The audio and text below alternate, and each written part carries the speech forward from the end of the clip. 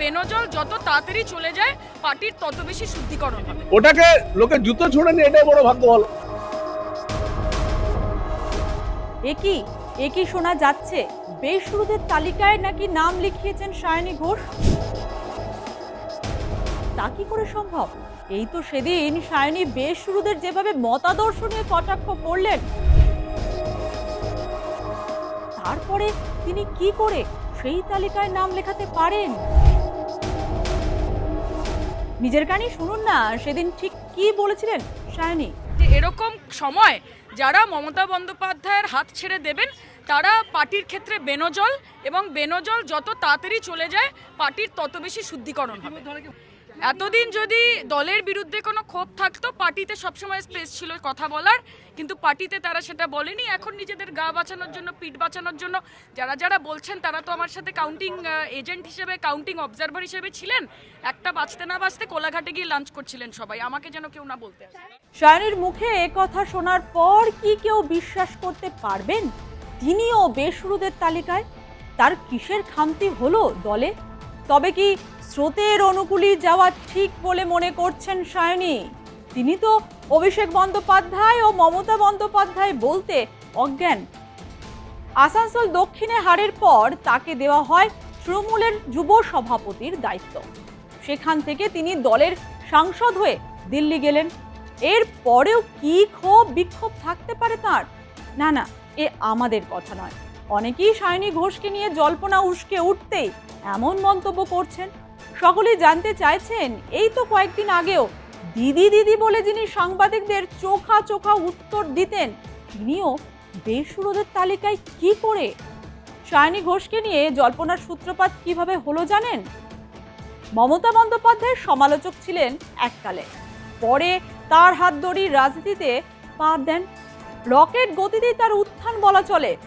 চাল চলন, পোশাক আশাক, ভাবভঙ্গি তৃণমূল নেত্রী মমতা বন্দ্যোপাধ্যায়কে অনুসরণ করা বলি অনেকেই বলতেন। এমনকি মমতা দেশের প্রধানমন্ত্রী হবেন এমনটাও বলেছিলেন তিনি। সেই সায়নীর মনেও জমেছিল ক্ষোভ, যার হদিশ পাননি মমতা বন্দ্যোপাধ্যায় থেকে অভিষেক বন্দ্যোপাধ্যায়। গত কয়েকদিন ধরে সংসদে তৈরি হয়েছে বিদ্রোহী শিবির, চলছে স্বাক্ষর সংগ্রহের প্রক্রিয়া। সূত্রের খবর, অন্তত 20 জনের সই সহ চিঠি স্পিকারের কাছে পাঠানোর জন্য চূড়ান্ত।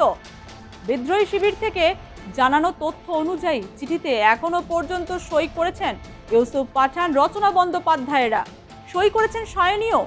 এর আগে সই ছিল মালা রায়, কাকলি ঘোষ দস্তিদার, শতাব্দী রায়, জুন মালিয়া, মিতালি বাগদের।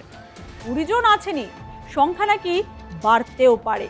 পাশাপাশি এও শোনা গেছে পশ্চিমবঙ্গের মুখ্যমন্ত্রী শুভেন্দু অধিকারী এনডিএর বৈঠকের পর রাতে কেন্দ্রীয় মন্ত্রী ভূপেন্দ্র যাদবের বাড়িতে যান। এই বাড়িতেই বিদ্রোহীরা বৈঠক করেছিলেন। ওই দিন শুভেন্দুর সঙ্গে সায়নী, মালা, মিতালি, ইউসুফের পাশাপাশি প্রতিমা মণ্ডলও নাকি ছিলেন, এমনটাই সূত্রের দাবি। তাই কি দিল্লি থেকে কলকাতা বিমানবন্দরে নেমে সাংবাদিকদের এড়িয়ে যাওয়ার এত প্রচেষ্টা সায়নী ঘোষের? যে সায়নী ঘোষকে বেশ কয়েক বছর ধরে শাড়িতে দেখতে অভ্যস্ত হয়ে পড়েছিলেন সকলে, তাকেই দেখা গেল বেশভূষা চেঞ্জ করে মুখ ঢেকে গাড়িতে উঠতে।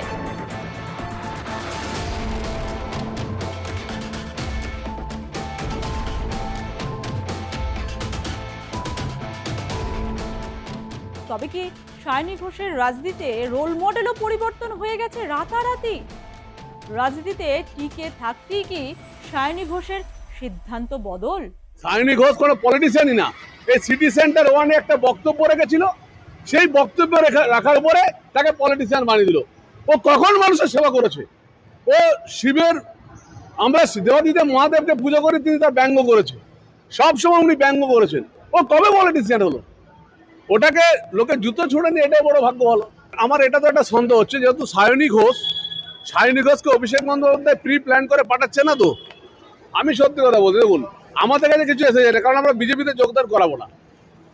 এই যে সায়নী ঘোষ হঠাৎ করে চলে আসছে, সবাই নিজেরা মঞ্চ করছে, তৃণমূল কি করছে আমাদের দেখার দরকার নেই। কিন্তু একটা কথা হচ্ছে যে pre plan by Mamata Bandyopadhyay নয় এখন কিছুদিন বাঁচার জন্য, কারণ কেউ তো দুর্নীতিতে কম যায়নি। যেখানটায় ধরবেন সেখানটায় দুর্নীতি। কি রে, তোর বেশ র্যাশ হয়েছে দেখছি। কি করব বলতো, র্যাশগুলো কিছুতেই কমছে না। অনেক কিছু ইউজ করলাম, তবুও কমছে না।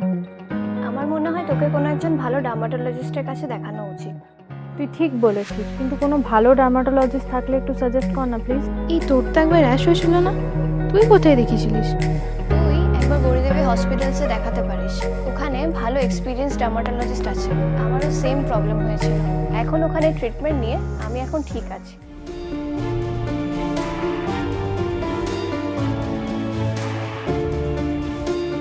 গৌরী দেবী হসপিটাল, রাজবাঁধ, দুর্গাপুর। যোগাযোগ 8001003333, 8001113333।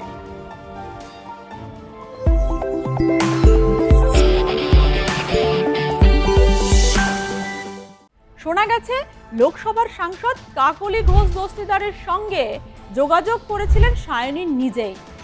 তার হাত ধরেই বিরোধী শিবিরে প্রবেশ করেছেন তিনি। সূত্রের খবর অনুযায়ী সম্ভবত দিল্লিতেই বাকি বিদ্রোহী সাংসদদের সঙ্গে ঘাঁটি গেড়েছিলেন তিনি। বৃহস্পতিবার কলকাতা ফেরেন। সায়নী ঘোষের বিদ্রোহী শিবিরে যোগ দেওয়ার জল্পনা তৃণমূলের কাছে বড়সড় ধাক্কা হিসেবেই দেখা হচ্ছে, কারণ তিনি ছিলেন মমতার অন্যতম সোচ্চার সমর্থক। বছরের পর বছর ধরে তিনি বিজেপির বিভিন্ন নীতির বিরোধিতা করে এসেছেন, যার মধ্যে নারী সংরক্ষণ বিলও অন্তর্ভুক্ত। এছাড়া তিনি নির্বাচন কমিশনেরও কড়া সমালোচক ছিলেন এবং বিজেপির বিরুদ্ধে ভোট চুরির অভিযোগ তুলেছিলেন। 2021 সালের বিধানসভা নির্বাচনের পর দলে তার সাংগঠনিক দায়িত্ব বৃদ্ধি পায়। তা নজরে রেখে 2024-এর লোকসভা নির্বাচনে তাকে যাদবপুর লোকসভা কেন্দ্রের প্রার্থী করেছিলেন স্বয়ং মমতা বন্দ্যোপাধ্যায়। তৃণমূলের অনেকেই মনে করেন যুবর দায়িত্ব পাওয়ার পরই অভিনেত্রী থেকে ধীরে ধীরে দক্ষ নেত্রী হয়ে উঠছিলেন তিনি। তাই এহেন সায়নী ঘোষের হঠাৎ করে বেসুরো হয়ে ওঠার জল্পনা একটু তো হজম করতে সময় লাগবে।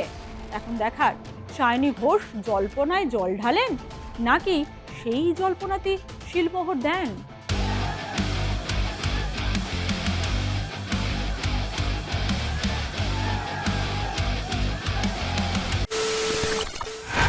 খবরের নামে প্রতিদিন সন্ধে আপনার ড্রয়িং রুমে কি শুধুই চিৎকার চেঁচামেচি খেয়ে আসে? বিতর্কের নামে চলে গালাগালি আর কাদা ছোড়াছুড়ি। এবার সময় পরিবর্তনের, কারণ আমরা কান ফাটানো চিৎকারে বিশ্বাস করি না। আমরা বিশ্বাস করি খবরের সত্যতায়। আমরা কোনো পক্ষের হয়ে গলা ফাটাই না, আমরা সাধারণ মানুষের হয়ে প্রশ্ন করি।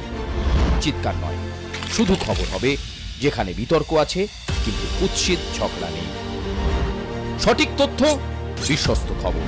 নজর রাখুন আর প্লাস নিউজে।